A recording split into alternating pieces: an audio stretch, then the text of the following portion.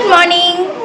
আমার টিফিন তোমরা দেখে তো বুঝেই গেছো আজকে কি। আজকে আছে ডালিয়া, তার সঙ্গে নিয়েছি চানাচুর, আর তার সঙ্গে আছে কাঁকরোল ভাজা।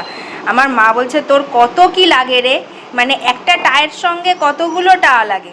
তো আমার লাগে, এটা মাকে বললাম করে দেওয়ার জন্য, কাঁকরোল ভাজা ভালো লাগে খেতে। তার সঙ্গে একটু চানাচুর না হলে খিচুড়িটা বেশ জমে না, ওই জন্য ভাবলাম যে থাকা বকবক করবো না, একটু খাওয়া দাওয়া শুরু করি।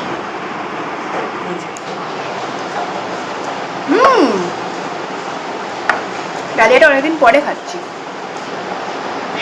মাঝখানে বন্ধ ছিল।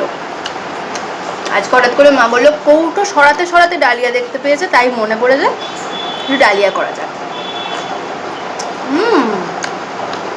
আরো কিছু নেই সঙ্গে, বললাম না ডিম অমলেট করে দেবো।